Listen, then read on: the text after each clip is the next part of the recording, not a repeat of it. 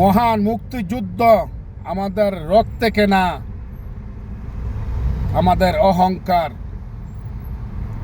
যারা এই অহংকারকে মুছে দিতে চায় তাদের কাউকে ছাড় দেওয়া হবে না।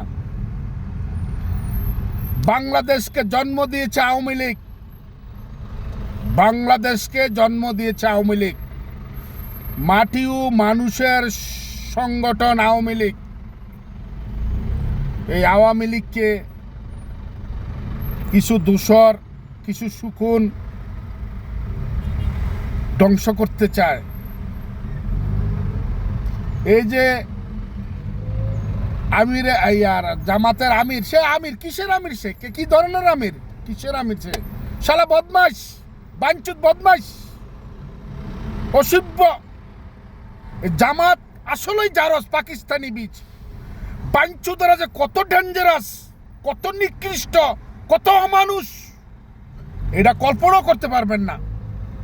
আপনারা দেখেন, যদি সামনে কোনো সময় জামাত আসে তাহলে বাংলাদেশটা আর বাংলাদেশ থাকবে না। মনে রাখবেন, কিছু অমানুষের ছেলে জাত আমাদের পরিচিত, আমাদের মধ্যে, আমাদের এলাকার পার্শ্ববর্তীতে, সারা দেশে কিছু অমানুষ আছে, সত্যি কথাটা বলে না। কথা বুঝতে পারছেন?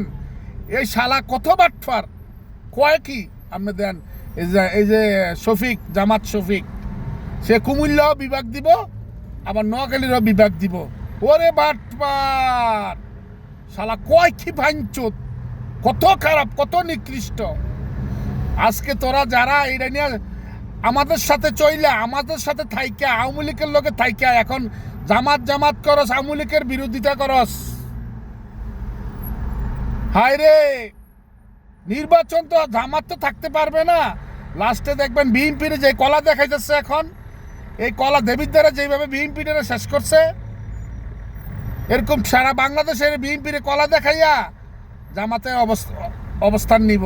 কিন্তু লাস্টে বিএনপি দেখবেন আইয়া আওয়ামী লীগের কাছে আইয়া তখন ধর্ণা দিব কি, যা চাচা আপন যান বাসা, আপনাদের বাসান।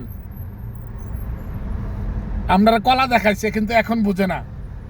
ঠিক আছে, এই জামাতের লোক আওয়ামী লীগের লোকের থাইকা এত বছর বালিদা থরইছে, থাইকা এই অবস্থা করছে।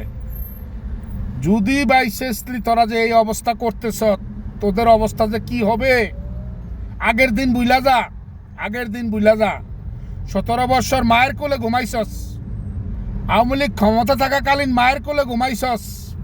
এখন আর এটা থাকবে না। তোরা যে দুঃস্বপ্ন দেখছস এটা থাকবে না, মনে রাখিস।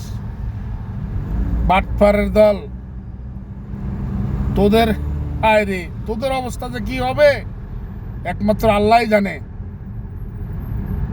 বাংলাদেশে আওয়ামী লীগ সারা বাংলাদেশ নাই, আওয়ামী লীগ নাই। বাংলাদেশ আছে, আওয়ামী লীগ আছে। একমাত্র এই দেশ বা আওয়ামী লীগের, বাংলাদেশটাই আওয়ামী লীগের, শেখ হাসিনার, বঙ্গবন্ধুর।